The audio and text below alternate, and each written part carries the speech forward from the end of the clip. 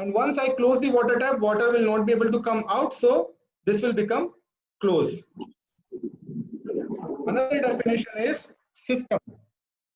So basically system is the assemblage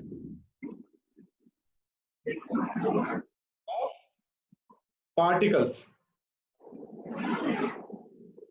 System is a simple thing, a set of particles whose behavior, maybe kinetic behavior or the dynamic behavior we are interested in. Now, when I give this kind of definition, student becomes scared. Sir, what kind of definition you have given for the control volume, control surface? We did not understand. So I have a very simple example for them. That is, आप सब लोग carrom तो खेलते ही होंगे, आप लोगों ने carrom तो देखा ही होगा. तो मैं एक कैरम बोर्ड बनाता हूँ. आपको समझ में आएगा कि कंट्रोल वॉल्यूम, कंट्रोल सरफेस और सिस्टम क्या होता है. सो लेट्स से कि एक कैरम बोर्ड है जिसमें ये जो चारों तरफ है जहां पर we keep on chasing the queen, वो होल्स हैं और ये जो है ये बाउंड्री लाइंस है. ये कैरम बोर्ड है, कोई टेक्निकल डायग्राम नहीं है, तो आप लोगों को ज्यादा दिमाग लगाने की जरूरत नहीं है. आप सिंपल बस इस डायग्राम को ऑब्जर्व कीजिए. और इसके ऊपर मैंने एक ले लिया है स्ट्राइकर. ये हो गया हमारा स्ट्राइकर. एक स्ट्राइकर ये हो गया. और जनरली जो है कैरम बोर्ड के अंदर व्हाइट और ब्लैक जो है होता है, लेकिन गोटियां होती है. लेकिन मैं इसमें क्या करता हूं कि because the background is white, so I am not be able to choose the boards of black and white, so I am choosing yellow, sorry, blue and green. So there are a number of boards here like this and like this. तो जैसे carrom में दो player होते हैं, एक player जो होगा वो केवल ग्रीन बोर्ड्स को कलेक्ट करेगा और जो दूसरा प्लेयर होगा वो केवल ब्लू बोर्ड्स को कलेक्ट करेगा. अब इसमें हम लोग कंट्रोल सिस्टम, कंट्रोल वॉल्यूम और सिस्टम और कंट्रोल सरफेस की डेफिनेशन कैसे दे सकते हैं. ये जितनी भी बाउंड्रीज हैं, ये जितना भी कैरम बोर्ड का एरिया है which is surrounded by particular surface, okay, this can be A control surface. Alright, now this green boards are one system. This is system number 1, in which only one player is interested. This is system number 2, in which another player is interested. मतलब उसको केवल green boards लेके जाना है, तो वो उसके लिए जो मतलब का है वो केवल ग्रीन पार्टिकल्स हैं. जिसको ब्लू बोर्ड्स लेके जाने हैं वो केवल ब्लू बोर्ड्स में इंटरेस्टेड है. अब अल्टीमेटली क्या करना है, हमको इन बोर्ड्स को स्लाइड करके और ये जो होल्स हैं इसके अंदर डालना है. तो ये होल्स क्या कहलाएंगे अब, कंट्रोल वॉल्यूम. और ये जो होल्स जो सर्कल के अंदर सर्कुलर होल्स जो है, तो ये सर्कुलर जो बाउंड्री है ये कहलाएगी control surface. Okay, now you must be able to understand that कि कंट्रोल सरफेस, कंट्रोल वॉल्यूम और सिस्टम क्या होता है. एक और एग्जांपल मैं देना चाहूंगा कि जब हम लोग गीजर यूज करते हैं और गीजर के अंदर ठंडा पानी जाता है और दूसरी तरफ से गर्म पानी निकलता है, तो जो ठंडा पानी गया अगर हम उसको सिस्टम मान लें तो दूसरी तरफ से पानी निकल के आएगा. उसकी प्रॉपर्टी डिफरेंट है टेम्परेचर में, बट वो हमारे लिए एक सिस्टम है. सिस्टम क्या है, ठंडा पानी जो अंदर गया गीजर में वो एक सिस्टम हो गया. जैसे अगर 1 लीटर पानी हमने डाला और हम मेजर कर पाए कि 1 लीटर पानी बाहर जो निकल रहा है वो कितना गर्म होकर निकल रहा है, तो उसको भी हम लोग सिस्टम बोल सकते हैं. Now let us start the derivation of the Reynolds transport theorem. उसके लिए हम लोग एक बहुत ही सिंपल अरेंजमेंट लेते हैं. सिंपल सा अरेंजमेंट है. सिंपल सा अरेंजमेंट क्या है, let me change the in colour to black. So हम लोग एक पाइप ले लेते हैं, सिंपल सा. ये एक सिंपल सा पाइप है. इसमें से यहां से है इनलेट और इस पाइप को मैंने एक एंगल पे कट कर दिया है इस तरीके से. ये वर्टिकल था पहले, इसको मैंने एक एंगल पे कट कर दिया है थीटा, और ये है outlet. Now as we know that Q is equal to AV, it's a vector, because velocity v is always a vector.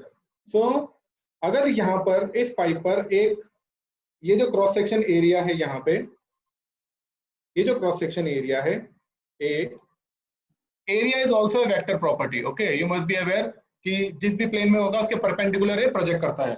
तो ये एरिया वेक्टर इस तरफ प्रोजेक्ट कर रहा है, इसको हम मान लेते हैं सेक्शन 1 और इसको मान लेते हैं सॉरी इसको मान लेते हैं सेक्शन, इसको मान लेते हैं इन,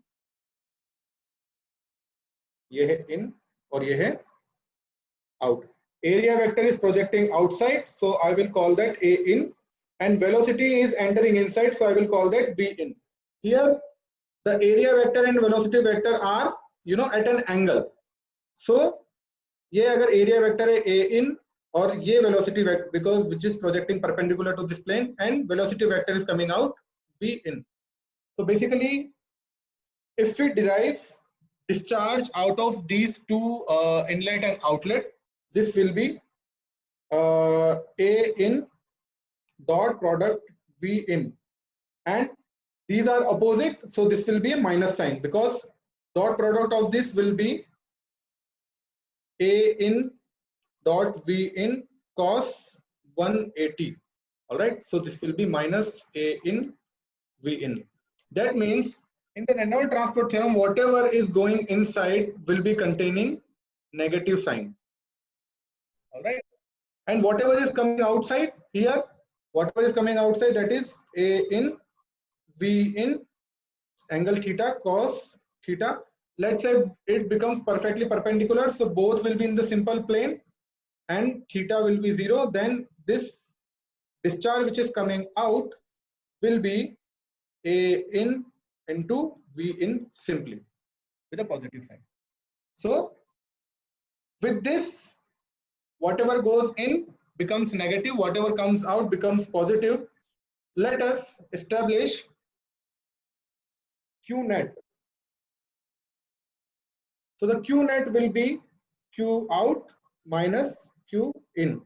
All right, and if I say in another word, this will be mass net, that will be is equal to mass out minus mass in, or generally it is represented by m dot, which is dm upon dt, the change of mass with respect to time. ये मान लो 5 minute पहले कितना पानी गया और उसी time पर 5 minute बाद कितना पानी बाहर आया, तो dm upon dt will be is equal to mass out minus mass in divided by delta T. और ये जितना भी मास इन और मास आउट हो रहा है, ये किसी एक कंट्रोल सरफेस पे हो रहा है।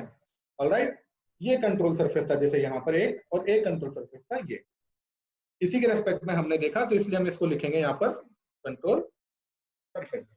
ऑलराइट, मेरे पास में 8 मिनट है, so I have to be little quick, but don't worry, I will not leave any concept without understanding.